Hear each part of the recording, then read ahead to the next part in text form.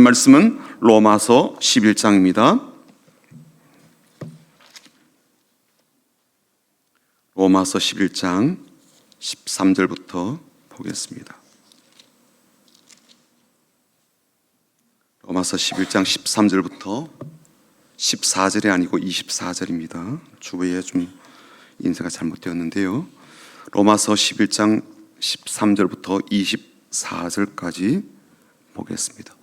우리 같이 읽어보겠습니다. 로마서 11장 13절부터 24절까지입니다. 우리 같이 읽겠습니다.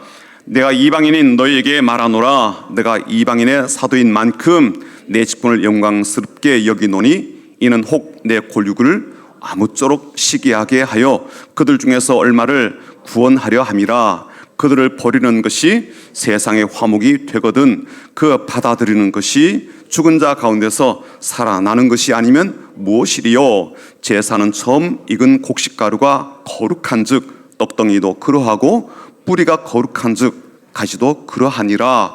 또한 가지 얼마가 꺾였는데 돌감람나무인 내가 그들 중에 접붙임이 되어 참감람나무 뿌리에 진액을 함께 받는 자가 되었은즉 그 가지들을 향하여 자랑하지 말라. 자랑할지라도 내가 뿌리를 보존하는 것이 아니요 뿌리가 너를 보존한 것이니라. 그러면 내 말이 가지들이 꺾인 것은 나로 접붙임을 받게 하려 함이라 하리니 옳도다. 그들은 믿지 아니함으로 꺾이고 너는 믿음으로 섰느니라. 높은 마음을 품지 말고 도리어 두려워하라. 하나님이 원 가지들도 아끼지 아니하셨은즉 너도 아끼지 아니하시리라. 그러므로 하나님의 인자심과 준하심을 보라. 넘어지는 자들에게는 준하심이 있으며 너희가 만일 하나님의 인자심에 머물러 있으면 그 인자가 너에게 있으리라. 그렇지 않으면 너도 지키는 바 되리라. 그들도 믿지 않았는데 머무르지 아니하면 접붙임을 받으리니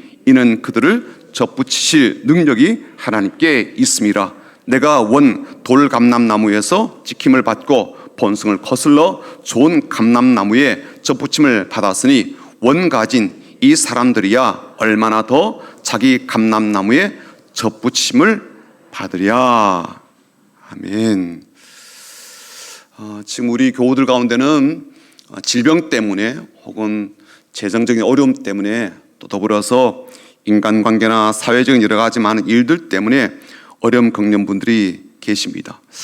그런 분들에게 큰 도움이 되는 성경책이 이제 욥기죠. 욥은 우리가 겪게 되거나 혹은 듣게 되는 고통의 수준을 넘어서는 그런 일을 겪은 사람이기 때문에 그가 했던 말들 혹은 그가 썼던 방법들이 그가 보여주었던 신앙이 매우 큰 도움이 될 수가 있습니다. 그럼에도 불구하고 이 성경 욥기를 통해서 우리에게 전해주시는 메시지는요, 세상에 왜 이렇게 많은 악이 있나, 왜 이렇게 많은 고통이 존재하는가, 이 질문들에 대한 이 답변서가 아니에요. 오히려 하나님이 어떤 분이신가라는 계시에 대한 내용으로 되어 있다고 볼 수가 있습니다. 우리가 겪는 고통의 근원과 또 그 이유에 대해서 몰라도 된다, 그런 뜻은 아닙니다. 그러나 그보다 더 중요하고 우리가 꼭 알아야 될 것은 그런 일들을 허락하신 하나님에 대한 거예요. 오늘도 삶에 갖가지 많은 사연들을 안고 이 자리에 오신 분도 계시고요, 또 어려운 문제를 품고 있는 그런 분도 계실 텐데, 여러분들이 우리의 삶을 가장 잘 아시는 하나님을 알아가고 또 그분의 진심을 깨닫게 되는 그런 복된 자료 시간 되길 원합니다. 그렇게 될 수 있도록 우리 앞뒤 좌우로 보시면서 인사하고 축복하도록 하겠습니다. 주님의 이름으로 축복합니다라고 인사하겠습니다. 주님의 이름으로 축복합니다. 주님의 이름으로 축복합니다. 주님의 이름으로 축복합니다. 한번 더 인사할까요? 주님의 마음으로 사랑합니다. 주님의 마음으로 사랑합니다. 주님의 마음으로 사랑합니다. 오늘도 복된 날, 이번 한 주간도 감사함이 넘치는 날들이 되시길 바랍니다. 하나님의 이 창조 혹은 섭리는 참 놀랍고 위대하다라고 생각이 됩니다. 지금도 이제 천문학자들은요, 우주에 떠 있는 제임스 웹 이 전자 망원경이죠, 우주 망원경 통해서 우주의 수많은 이제 별들을 살피고 우주의 기원이 어떻게 시작되었는가, 이것들을 좀 연구하고 있습니다. 그렇게 수많은 별들을 연구하는 이 천문학자들도요, 아직도 이 우주가 얼마나 넓은지, 얼마나 큰지를 잘 알지 못합니다. 우주의 끝이라고 생각되는 그러한 곳에서 보내오는 희미한 적외선을 이제 추적해 보니까요, 그 적외선을 보내오는 이제 그 은하계죠. 이 은하계가 지구로부터 무려 120억 광년이 떨어져 있다라고 그렇게 추정한다고 합니다. 이게 어떤 의미인가 하면요, 우리가 이제 빛의 속도로 달려가는 그런 우주선이 있다면 그 우주선을 타고 120억 년을 달려가야 이제 비로소 그 은하계에 도달할 수가 있다, 그런 뜻이에요. 더 큰 문제는 뭐예요? 지금도 우주가 계속 팽창하고 있다는 거잖아요. 그러니까 120억 년 뒤에 그곳에 가면은 우주는요, 그 은하계는 또 더 멀리 계속 팽창하고 있을 수 있다. 그래서 우주의 미화가 될 수 있다, 그런 뜻 아니겠습니까? 이렇게 거시적인 이 세계인 우주를 바라보아도요, 우리는 하나님의 이 창조의 섭리가 참 놀랍다, 그런 생각을 하게 됩니다. 그런데 이 창조의 섭리를 이제 거시적인 세계만 아니라 미시적인 세계인 이제 우리의 인생으로 갖고 들어와서 살펴봐도요, 참 놀랍고 위대하다라는 생각이 듭니다. 인생의 이제 발달 주기를 보게 되면 모든 사람들이 질풍노도의 시기인 사춘기를 이제 거치게 되잖아요. 이때는요, 부모들도 감당하기가 참 어렵습니다. 아이들 자신도 자기들의 감당이 되지 않을 정도로 럭비공처럼 막 이렇게 저렇게 튀게 되지 않습니까? 그러니 누가 그들을 감당할 수가 있겠어요? 이때 아이들의 눈에는 이제 도끼가 막 서려 있다, 그렇게 이야기를 합니다. 그들의 냉소라든지 불신이라든지 짜증이 막 극도로 올라서 있는 그런 상태이다 보니까 그런 과정을 다 거친 부모들이라 할지라도, 어른들이라 할지라도요, 참 난감하게 여겨지는 그런 시기입니다. 그래서 이들이 육체는 점점 커서 어른이 되어 가지만 이 정신이 따르지 못하는 그런 현상을 겪고 있으니까 그런 현상들을 잘 이해하고, 또 이것이 그들의 독립심을 키워주는 그런 중요한 과정이니까 이게 이제 통과 의례쯤인 줄 알고요, 이 터널을 빠져나오기까지 우리가 잘 기다려줘야 된다라고 생각을 하고 있어요. 또 우리 부모들로부터 또 그렇게 듣기도 했고요. 그들을 대할 때 뭐 어쩔 수가 없어서 뭐 이 또한 지나가리라, 그런 마음으로 입술을 꽉 깨물면서 참아내게 됐죠. 신체의 발달만큼 정신의 발달이 뒤따르지 못하는 이 사춘기를 겪고 있는 아이를 자녀로 둔 부모님들의 마음이 참 고생이 많습니다. 그런데 참 신비롭다고 해야 될까요? 아니면 이상하다고 해야 될까요? 그렇게 아이들이 사춘기의 어떤 그런 시기를 거치면서 그야말로 우리가 쉽게 이런 이야기를 지랄의 극을 달린다고, 그런 시기를 겪을 때 부모들도 이 중년기와 갱년기를 겪는다는 거 아닙니까? 그러니까 아이들은 사춘기를 겪고요, 동시적으로 부모들은 또 갱년기와 또 중년기를 거치는 사춘기를 거친다라고 이야기를 합니다.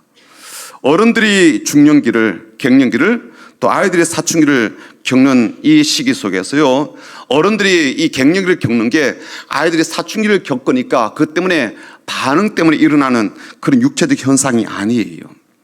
이때가 되면 이제 막 얼굴이 막 화끈거리기도 하고 몸의 온도 조절이 잘 안 되어서 고장이 난 것처럼 막 추웠다 더웠다 그렇게 하게 되죠.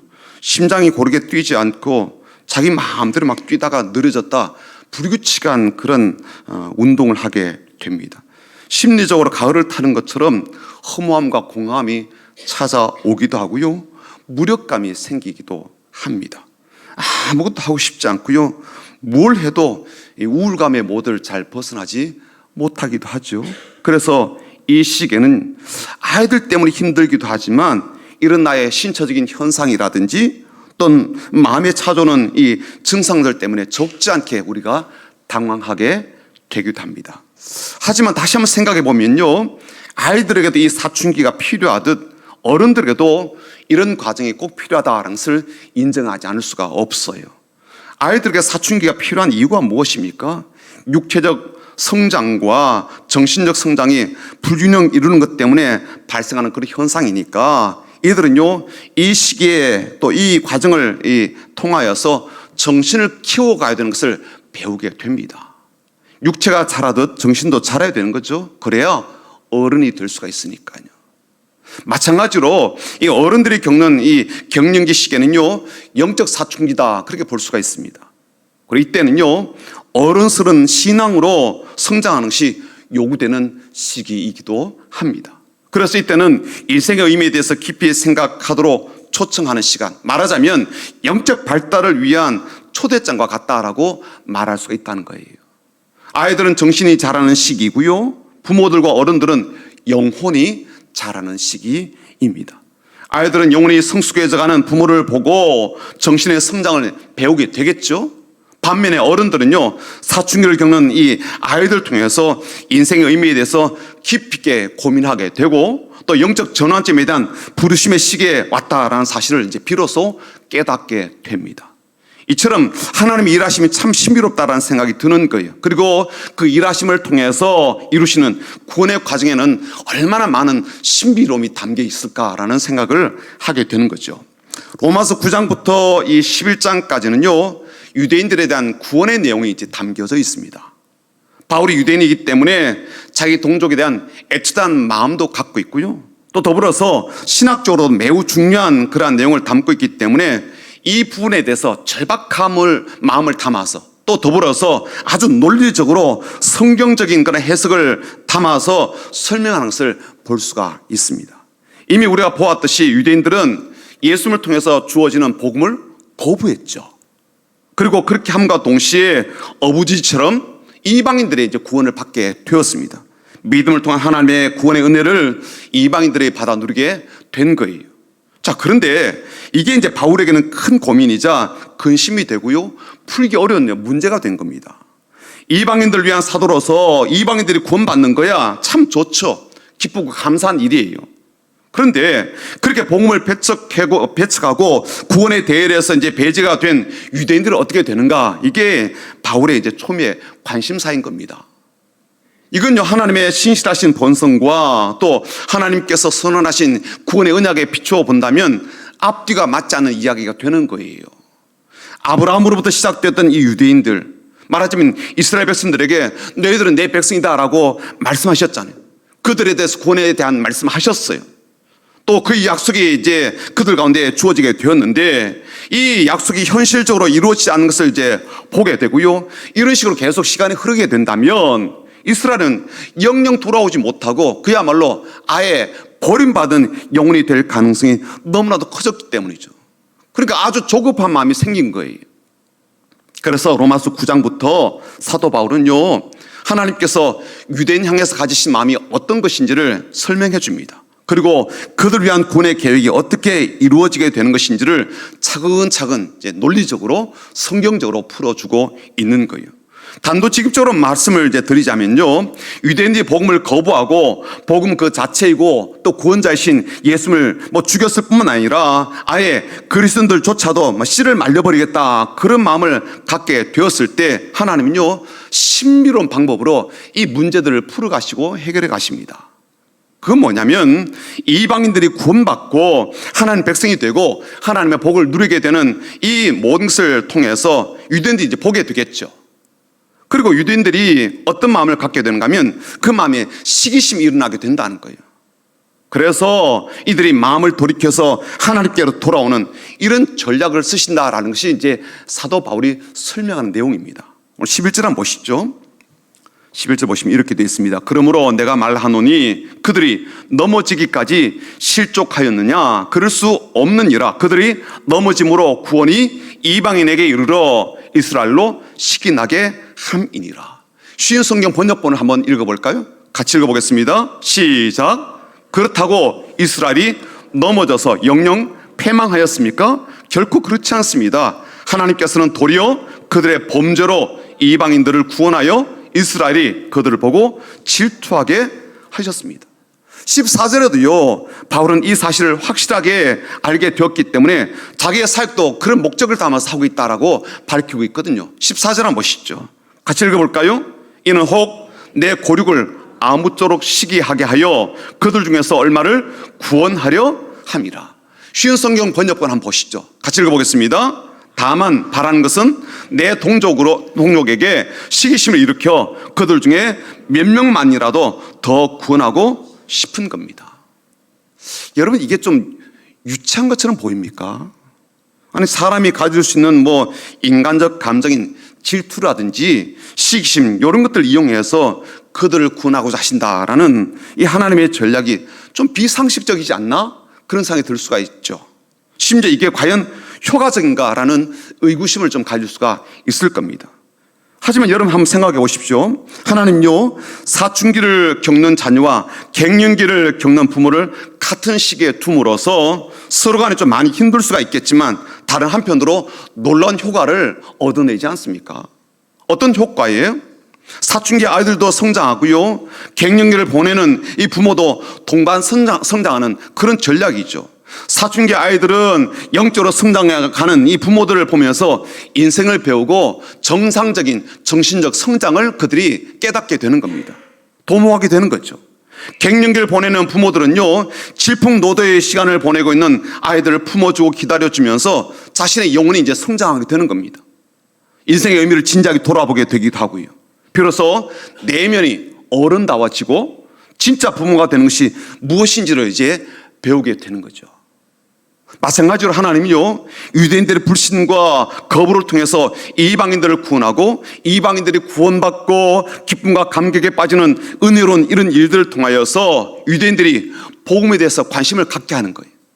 여전히 그들을 기다리시며 구원하기를 기대하시고 고대하시는 하나님께로 돌아오는 이 기가 막힌 전략이 바로 하나님의 신비로운 섭리라는 거예요.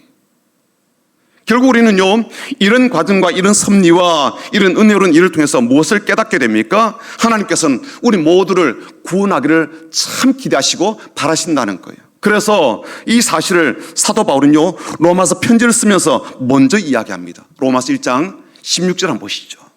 같이 읽어볼까요? 읽어보겠습니다. 내가 복음을 부끄러워하지 아니하노니 이 복음은 모든 믿는 자에게 구원을 주시는 하나님의 능력이 됨이라. 먼저는 유대인에게요, 그리고 헬라인에게로다. 복음은요, 능력이면서 말하자면 은혜이기도 합니다. 왜 능력입니까? 믿기만 하면 구원을 주시니까요. 믿기만 하면 구원을 베풀어 주시니까요. 이보다 더 강력한 능력이 어디 있겠습니까? 그 구원의 능력이 얼마나 힘있고 강하기에 우리에게서요, 어떤 보상, 어떤 대가를 그렇게 구하지 않습니다. 하나님의 아들이신 예수님을 믿는가, 그것만 보는 거예요. 그 믿음만을 보고서요, 구원을 베풀어 주십니다. 그 주님을 내 주님으로 신하는가, 그 주님을 온전히 믿고 따르는가, 그것만 보죠. 다른 조건 없어요. 다른 근거 필요 없습니다. 그래서 하나님이 가지신 구원의 능력이 대단하다라는 거죠. 뿐만 아니라 이 복음은요, 은혜입니다. 왜 그렇습니까? 유대인과 이방인을 가리지 않으니까요. 복음은 모든 사람에게 열려있고 모든 일을 다 구원하고자 하기 때문에 그렇습니다. 누구든지 믿기만 하면 구원은 주신다고 해서 그 구원이 싸우려 구원이 아니죠. 그 구원이요, 일회용품처럼 그렇게 쓰다가 버릴 그런 제품이 아니에요. 하나님과 영원히 함께하는 그런 구원 아닙니까? 그런데 그런 구원을 믿음만을 보시고서 누구든지 믿음만 가지고 있으면 다 주는 그 은혜가 얼마나 놀랍습니까? 자, 그렇다면 그렇게 하나님께서 능력이 담긴 그런 구원, 또 은혜로 주시는 그런 구원을 받는 사람들은 어떻게 살아야 될까? 간단하게 두 가지만 말씀드리고 오늘 설교를 제가 맺고자 합니다. 첫 번째는요, 절대로 품지 말아야 될 마음이 있습니다. 구원받은 사람, 은혜로 구원받은 사람이 품지 말아야 될 마음, 높은 마음을 품지 말아야 돼요. 20절 한번 보실까요? 20절이요. 같이 읽어보겠습니다. 옳도다. 그들은 믿지 아니함으로 꺾이고 너는 믿음으로 섰느니라. 높은 마음을 품지 말고 도리어 두려워하라. 높은 마음이 어떤 거예요? 교만한 마음이거든요. 이들이 품게 되는 높은 마음이 무엇이길래 높은 마음을 품지 말라 그러시는가? 이방인들이 쉽게 가질 수 있는 높은 마음은 이런 거예요. 우리가 유대인들보다 낫다라는 그런 마음입니다. 그래서 우리가 구원받은 거 아니냐, 그런 마음이에요. 우리가 그들보다 나은 믿음을 가졌다, 그런 뜻이거든요. 우리가 그들보다 복음에 대해서 훨씬 열린 마음을 갖고 있고 겸손한 마음을 가졌다, 그런 뜻이거든요. 우리는 예수님과 그 복음과 진리를 배척하지 않았습니다. 우리는 주신 대로 받아들였고 믿었습니다. 그런 면에서 우리는 유대인들보다 낫다, 그런 마음을 이방인들이 가질 수 있다, 그런 뜻이에요. 당연하죠. 예수님 죽인 사람 누굽니까? 유대인들이잖아요. 하나님 말씀을 전하는 이 선자들, 그리고 복음을 전하는 증인들, 핍박하고 죽인 사람 누굽니까? 유대인들이죠. 복음 전파의 가장 큰 장물 역할을 했던 사람이 누굽니까? 유대인들 아닙니까? 게다가 그들은요, 자기들이 뭐 율법을 가지고 있다, 뭐 성전도 있다, 제사장도 있다, 뭐 그리고 그 율법 지키기에 최선을 다한다, 그러면서 그렇게 살고 있지만 얼마나 교만해요. 그런 면에서 이방인들은 내세울 것은 없지만, 그러나 유대인들처럼 그렇게 교만하지 않다, 우리는. 그런 점에서 우리는 유대인들보다 더 낫다라는 마음을 이방인들이 자연스럽게 가질 수가 있겠죠. 그런 마음을 품지 않도록 바울이 권면합니다. 왜 그런 마음 품지 않도록 이야기합니까? 유대인들이 뿌리가 되어주지 않았더라면 애초부터 이방인들에게도 복음을 듣고 받아들일 수 있는 기회가 없었을 것이기 때문입니다. 16절 한번 보시죠. 좀 어려운 표현들이 나오는데요, 한번 보실까요? 제사는 처음 익은 곡식가루가 거룩한 즉 떡덩이도 그러하고 뿌리가 거룩한 즉 가지도 그러하니라. 말이 좀 어렵지만 풀어서 설명하면 이런 뜻이에요. 처음 반죽했던 이 곡식가루가 거룩하니까 반죽을 한 전체 이 반죽이 거룩하다, 그런 뜻이에요. 나무의 뿌리가 이제 거룩하니까 그 뿌리에서 나온 이 나무까지 전체도 함께 거룩하다, 그런 뜻입니다. 말하자면 그 뿌리가 되는 유대인들 때문에서 이 가지가 되는 이방인들도 혜택을 입는다, 그런 뜻이에요. 유대인들 때문에 이방인들이 우리가 거룩하게 되었으니까 그런 귀한 통로로 사용되었던 이스라엘 민족이 갖고 있는 위치가 남다르니까 무시하지 말라는 거예요. 그래서 그들보다 낫다라고 하는 높은 마음을 품지 말라는 겁니다. 17절과 18절은요, 아주 유명한 젖부침의 비유가 나오는데 한번 보시죠. 또한 가지 얼마가 꺾였는데 돌감람나무인 내가 그들 중에 젖부침이 되어 참감람나무 뿌리에 치는 걸 함께 받는 자가 되었은즉 그 가지들을 향하여 자랑하지 말라. 자랑할지라도 내가 뿌리를 보존하는 것이 아니요 뿌리가 너를 보존하는 것이니라. 이게 참감람나무, 올리브나무죠. 참 올리브나무는 이스라엘을 이제 상징하고요, 야생인 이 올리브나무는 말하면 이방인들을 상징합니다. 그런데 이 참 감람나무인 이스라엘이 예수님을 안 믿으니까, 복음을 거절하니까 하나님께서 그 줄기를 쳐버렸어요. 그 대신에 이 야생 돌감람나무를, 이 뿌리만 남아있는 이 참 감람나무 거기다 접붙임을 했다, 그런 뜻이에요. 돌감람나무 입장에서 본다면요, 야생에서 자란 나무일 뿐이잖아요. 그런데 이젠 참감람나무에 접붙여짐으로써 그 나무 뿌리에서 나오는 양분을 받게 되었으니까 참 잘 된 거예요. 비록 참감람나무가 줄기가 잘려나간 상태이지만 그 나무 뿌리에 접붙여진 그런 것 때문에 야생의 감람나무가, 올리브나무가 참감람나무의 모든 좋은 것을 이제 받아 누릴 수가 있게 되었다, 그런 뜻이죠. 그러므로 이방인들이 유대인 향해서 높은 마음과 교만한 마음을 가질 수가 없다는 거예요. 왜냐하면 그들이 우리들에게 뿌리 역할을 해주었기 때문이라는 겁니다. 비록 이들이 복음도 거부하고 예수님도 거부하고 하나님의 구원의 말씀도 거부하였지만, 그러나 그들이 기름돌로 사용되지 않았더라면 이방인들이 이 구원의 은혜를 받거나 누릴 수가 없었기 때문에 그래요. 그러니까 우리가 그들보다 낫다라는 높은 마음을 품지 말라는 겁니다. 우리는요, 이 시대에서도요, 이런 마음의 자세, 이런 마음의 태도를 잘 갖고 있어야 됩니다. 내가 믿음을 갖게 되기까지 누군가 눈물 담아 기도한 기도가 있었거든요. 누군가가요, 그 복음을 내게 계속해서 전해주었던 발걸음이 되었거든요. 내가 복음을 거절하고 외면했을 때도요, 포기하지 않고 끝까지 전해주었던 그런 발걸음과 사람이 있었지 않습니까? 가족이기도 하고 친구이기도 하고요, 누군가를 통해서 계속 그런 일이 있었단 말이죠. 이걸 잊지 말라는 겁니다. 그들이 내 믿음의 뿌리가 되어 주었으니까요. 뿐만 아니라 더 중요한 사실이 있습니다. 이방인들이 구원의 혜택을 이제 누리게 되기까지 완악한 유대인들이 내 구원을 위한 중요한 역할을 해 주었기 때문에 그들을 향해서 우리가 높은 마음을 품지 말아야 되듯이 누구에게든지 내가 높은 마음을 가질 수가 없다는 거예요. 이건 가족들 향해서도 마찬가지입니다. 나를 참 속썩이는 그런 가족이 있잖아요. 내 마음을, 내 삶을 너무 힘겹게 하는 그런 가족이 있을 수도 있습니다. 내 삶을 참 어렵게 하는 그런 존재가 있을 수 있겠죠.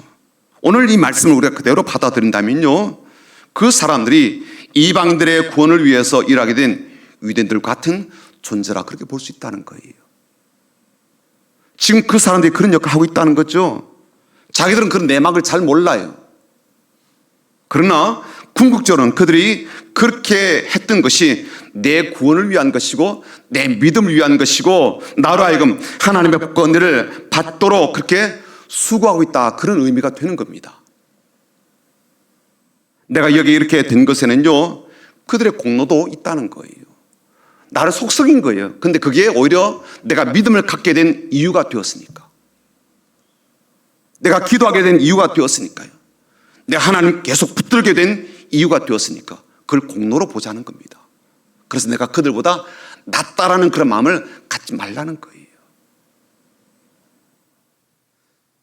물론 그들이 당하는 고통도 있고요, 그들이 내 마음을 어렵게 하는 것도 있고요, 또 그들이 힘겹게 살아가는 것도 있고, 그것 때문에 나도 내 삶 함께 곤고해지는 것도 있지만, 그런데 그 모든 과정이 나로 하여금 믿음을 더 굳건하게 만드는 과정이 되고 하나님이 예비하신 복을 누리게 되는 그런 도구로 쓰임받게 되고 있다면 그들을 향해서 함부로 높은 마음을 갖고 살지 말라는 거예요.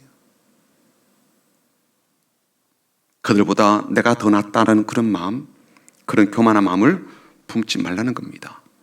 나는 신앙적으로 삶에서나 인격적인 면에서나 성품 면에서나 그 사람보다 낫다라는 그런 마음을 갖지 말라라고 권면합니다.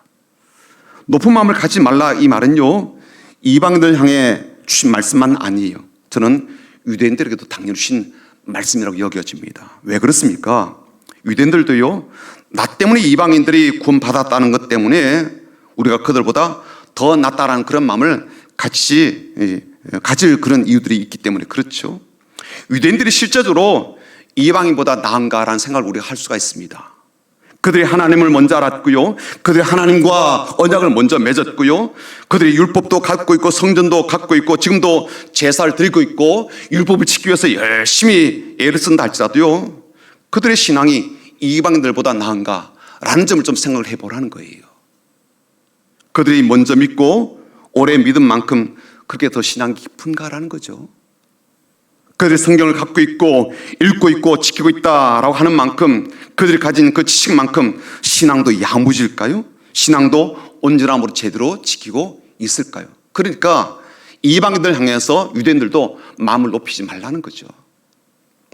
미국의 예를 한번 좀 들어볼게요. 미국의 여론조사 기관인 바나그룹에서요, 이런 조사를 하게 되었습니다. 어떤 조사를 하게 되는가 하면 그들의 신앙적 상태에 대한 조사예요. 그런데 미국인의 68%, 거의 70%죠. 이 사람들이 자신은 그리스도인이다라고 이야기를 한다는 거예요. 문제는 본인이 그리스도인이다라고 한 그 사람들의 3분의 2는요, 어떤 교회도 정기적으로 출석하지 않는다는 겁니다. 뿐만 아니라 신앙적인 어떤 활동도 하지 않는다는 거예요. 그래도 불구하고 나는 예수 믿는 사람이다라고 이야기를 한다는 거죠. 왜냐하면 영적 기도문 나 읽었다, 고백했다, 그렇게 이야기를 한다는 겁니다. 그런데 신앙적 상태를 보니까 불신자들과 다를 바가 없더라는 거예요. 그런 상태 속에 있다면 우리가 흔히 하는 말로 우리 아버지는 목사다, 우리 부모님은 권사다, 장로다, 이런 것들, 우리 가족 가운데는 목회자가 많고 교회 중직자가 다수다라고 하는 게 무슨 자랑이 되겠는가라는 겁니다. 그렇게 가족 자랑하고 가문 자랑하고 배경 자랑하는 만큼 궁금해지는 게 뭡니까? 정작 본인의 신앙은 어떤 상태에 있는가라는 것 아니겠습니까? 그렇게 좋은 믿음의 배경과 가족들과 환경 속에서 당신의 믿음은 어떤 모습으로 잘 세워져 왔는가라고 묻지 않을 수가 없는 거예요. 그러니 유대인들도 이방인들 앞에서 자랑할 것이 없듯이 어느 누구도 사람 앞에서 나의 믿음을 자랑할 게 못 된다라는 거예요. 다른 사람보다 내가 더 나은 것처럼 높은 마음을 품을 수 없다는 겁니다. 두 번째는요, 머물러야 될 자리가 있습니다. 22절 한번 볼까요? 22절 같이 읽어보겠습니다. 시작. 그러므로 하나님의 인자심과 준엄하심을 보라. 넘어지는 자들에게는 준엄하심이 있으니 너희가 만일 하나님의 인자심에 머물러 있으면 그 인자가 너에게 있으리라. 그렇지 않으면 너도 지키는 바 되리라. 하나님의 인자심에 머물러 있으라라고 말씀하고 있습니다. 이방인들을 위한 구원이든 유대인들에 대한 오래 참으심을 통한 구원이든 모두에게 하나님의 인자심의 손길이 있습니다. 바로 그 인자심에 머물러 있으라라는 그런 말이죠. 모든 사람을 구원하시고자 하는 하나님의 마음이 긍휼과 인자와 자비로만이겠습니까? 특히나 이 말씀 안에는요, 준엄하심이라는 단어가 들어 있습니다. 하나님의 엄격하심을 말하죠. 유대인들을 택하시고 그들을 구원하시고자 하셨지만 그들이 거부하고 강팍한 마음도 갖고 교만한 마음을 갖게 되었을 때 그들을 아끼지 아니하고 잘라내신 그런 엄격함과 준엄함을 이야기합니다. 하지만 그런 엄격하심과 준엄하심 그것도요, 결국에는 그들로 하여금 하나님께로 돌이키도록 하는 하나님의 섭리인 것을 보게 되니까 유대인들을 향한 하나님의 자비하심을 다시 깨닫게 된다는 것 아니겠어요? 그래서 유대인이든 이방인이든 하나님의 그 긍휼과 자비 안에 머물러 있으라고 권면하고 있는 겁니다. 23절 한번 보시죠. 23절 우리 같이 읽어보겠습니다. 그들도 믿지 아니하는데 머무르지 아니하면 접붙임을 받으리니 이는 그들을 접붙일 능력이 하나님께 있습니다. 좀 어려운 말이기도 하고요, 이중 부정이 들어가 있는 문장이어서 이야기가 쉽지 않아서 쉬운 성경 번역본을 제가 찾아서 갖고 왔습니다. 한번 같이 읽어보죠. 시작. 그리고 잘려나간 가지가 다시 믿게 되면 그들도 다시 접붙임을 받게 될 것입니다. 왜냐하면 하나님께는 그들을 다시 접붙이실 능력이 있기 때문입니다. 믿지 아니하는데 머무르지 아니하면 이랑 말은요, 다시 믿게 되면 이라고 그렇게 번역을 했어요. 다시 믿게 되면 이라는 것은 무슨 의미입니까? 하나님의 자비하심에 머물러 있으면, 하나님의 긍휼하심에 머물러 있으면, 하나님의 인자심에 머물러 있다면 그런 뜻이에요. 하나님의 인자심의 풍성함을 누리고 하나님의 긍휼하심이 얼마나 깊은지를 계속 느끼면서 하나님의 자비하심이 얼마나 오랫동안 내 삶에 또 내 삶을 위해서 부어 주셨는지를 더 알아가라, 그런 뜻이에요. 사랑하는 성도 여러분, 이방인의 구원이든 유대인의 구원이든 우리가 오늘 말씀을 통해서 배우게 되는 것은 하나님의 자비로운 섭리하심입니다. 한 사람이라도 구원하시고자 모든 것을 다 동원하시고 심지어 사람의 배반이라든지 사람의 넘어짐이라든지 사람의 죄와 실수까지도 이용하시더라는 거예요. 심지어 사람의 모든 그러한 것들까지 다 도구로 쓰시더라, 그것 아니겠습니까? 그래서 우리는요, 교만할 수가 없고 높은 마음을 품을 수가 없는 겁니다. 오히려 하나님의 자비하심과 긍휼하심 안에 늘 머물러 있고 감사하며 살아가되 한 사람이도 구원받기를 원하시는 그 하나님의 그 열망과 마음을 알기 때문에 그를 위해서 사도 바울처럼 나도 그렇게 불러주심을 영광스럽게 생각하고 그 사명을 다하는 그런 직분자들, 그런 사명을 다하는 그런 신자들이 다 되시기를 주님의 이름으로 축복합니다. 아멘. 우리 같이 마음을 모아서 내 삶에 들어온 주님의 말씀이라는 찬양